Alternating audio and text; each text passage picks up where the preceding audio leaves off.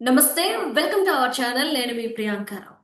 గతంలో జగన్మోహన్ రెడ్డి గారి హయాంలో జిల్లాల విభజన అనేది జరిగింది. అయితే ఇది సరిగ్గా లేదు అని కొన్ని ఆరోపణలు రావడం, అలానే కొన్ని కంప్లైంట్స్ రావడం మనం చూసాం. ఇప్పుడు ఈ కూటమి ప్రభుత్వం దీని మీద దృష్టి సారించింది. ఈ నేపథ్యంలో పునర్వ్యవస్థీకరణ చేయాలి అని చెప్పేసి ఆలోచన చేస్తుంది. దీనికి సంబంధించి ఒక కమిటీ కూడా ఏర్పాటైంది. మరి దీన్ని ఎలా చూడాలి? ఇప్పుడు కూటమి చేస్తున్నది సరైన పద్ధతేనా అనేది తెలుసుకునే ప్రయత్నం చేద్దాం. సో దీని గురించి మనతో మాట్లాడడానికి senior journalist and political analyst Lakshman Uppala గారు ఉన్నారు. ఆయన అడిగి మరిన్ని విషయాలు తెలుసుకుందాం. నమస్కారం సార్. నమస్తే. సార్, కూటమి ప్రభుత్వం జిల్లాల వ్యవస్థని ఏదైతే జగన్మోహన్ రెడ్డి గారి హయాంలో జరిగిందో దాన్ని పునర్వ్యవస్థీకరించాలని చెప్పేసి చూస్తుంది. మరి ఇది ఎంతవరకు సరైంది అంటారు? ఒకవేళ మార్పులు చేర్పులు చేస్తే ఎలాంటి మార్పులు చేస్తారు? అంటే గత ప్రభుత్వం అంటే జగన్మోహన్ రెడ్డి గారి ప్రభుత్వంలో వాళ్ళు ఒకే విధానాన్ని తీసుకున్నారు అని అది బాగానే ఉంది అనుకున్నా కూడా ఉమ్, మళ్ళీ జిల్లా కేంద్రాల ఏర్పాటు విషయంలో రాజకీయాలు జోక్యం చేయారు. అంటే వాళ్ళు రాజకీయ పరంగా ఆలోచించారు. అది కరెక్ట్ అయితే కాదు. ఉమ్, ఏంటది?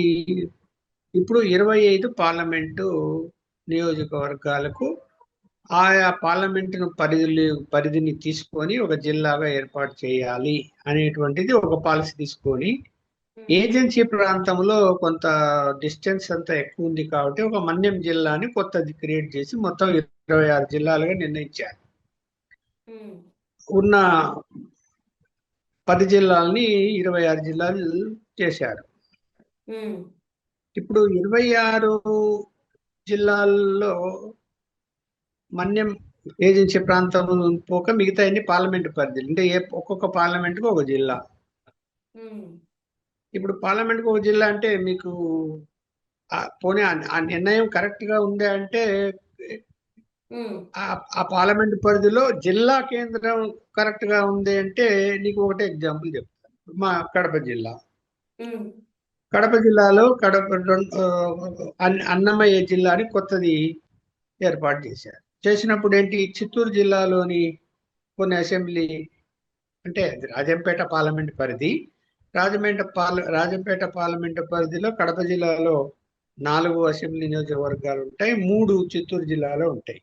ఉమ్, అయితే అన్నమయ్య జిల్లా రాజంపేట పార్లమెంట్ పరిధి అంటే రాజంపేట హెడ్ క్వార్టర్ ఉండాలనా, ఉమ్, దాని పేరే Rajampet parliament. Um, Kadapa parliament Kadapa headquarter. Um, ఈ రాజంపేట తీసుకెళ్లి ఎక్కడ పెట్టారు? రాయచోటిలో పెట్టారు జిల్లా కేంద్రాన్ని. ఉమ్, అంటే అక్కడ రాయచోట్లు ఎందుకు పెట్టారు అంటే అక్కడ ఉన్నటువంటి వైఎస్ఆర్సిపి ఈ ఎమ్మెల్యే పట్టుబట్టి అక్కడే ఉండాలని. అక్కడ ఏ వసతులు లేక, అది చాలా చిన్న ఊరు. ఉమ్, అది నగరం లాగా కూడా ఉండదు, పల్లెటూరు లాగా ఉంటది ఆ రాయచోటి. ఉమ్, అక్కడ అసలు వాటర్ ఫెసిలిటీస్ సరిగా ఉండవు, ఉమ్, రోడ్లు సరిగా లేవు. ఉమ్, అక్కడికి రాజంపేట నుంచి అక్కడికి వెళ్ళాలంటే కూడా సరైన మార్గం లేదు. ఉమ్, ఇవన్నీ ఏం ఆలోచించకుండా ఎమ్మెల్యే కోసమని అక్కడ రాయచోటిని జిల్లా కేంద్రం చేసి ఉమ్, ఏం చేశారు, చుట్టుపక్కల భూముల విలువలన్నీ పెంచుకొని రియల్ ఎస్టేట్ వ్యాపారం చేసుకున్నారు. ఉమ్, బ్రహ్మాండంగా రియల్ ఎస్టేట్ వ్యాపారం చేసి జిల్లా కేంద్రం అని చెప్పి ఉమ్, బాగుపడింది ఎవరు? వైఎస్ఆర్సీపీకి సంబంధించిన నాయకులు, ఎమ్మెల్యే కూడా బాగుపడి ఉంటాడు అనుకుంటున్నారు. ఉమ్, అంటే ఒక ఎగ్జాంపుల్ చెప్పిన. అలాగే అన్ని చోట్ల కూడా అట్లా రాజకీయ పరంగా జిల్లా కేంద్రాల నిర్ణయాల విషయంలో ఉమ్, రియల్ ఎస్టేట్ బిజినెస్ చేసుకోవడానికి, బాగుపడడానికి వీలుగానే చేశారు తప్ప చిత్తశుద్ధి ఎక్కడ మనకేం కనపడలేదు. ఉమ్, ఇప్పుడు ఈ ప్రభుత్వం వచ్చిన తర్వాత, అంటే ఎన్నికల ముందే ఎన్నికల ప్రచారంలో ప్రత్యేకించి తెలుగుదేశం పార్టీ ఇలా ఏవైతే వాళ్ళ యొక్క స్వార్థ ప్రయోజనాల కోసం జిల్లా కేంద్రాలు నిర్ణయించారో వాటిని మేము మార్పు చేస్తాము అనేటువంటిది హామీ ఇచ్చి ఉన్నారు చంద్రబాబు నాయుడు గారు. ఉమ్, ఇప్పుడు వేరే ఎందుకంటే పక్కన మనం కృష్ణా జిల్లా తీసుకున్నాం, కృష్ణా ఎన్టీఆర్ జిల్లాని. ఎన్టీ రామారావు నివసించినటువంటి కృష్ణా జిల్లాకేమో కృష్ణా జిల్లా పెట్టి, ఎన్టీ రామారావు నివసించిన ఏరియాకేమో ఎన్టీఆర్ జిల్లా అని పేరు పెట్టారు. అంటే విజయవాడ ప్రాంతాన్ని ఎన్టీఆర్ జిల్లాగా ప్రకటించారు. ఆ గుడివాడ అనేది కృష్ణా జిల్లాలో ఉంది. కృష్ణా జిల్లా హెడ్ క్వార్టర్ మచిలీపట్నం జిల్లా కేంద్రంగా నిర్ణయించారు. అంటే ఓకే, మచిలీపట్నం కాకుండా అక్కడ కూడా అభిప్రాయ భేదాలు వచ్చాయి.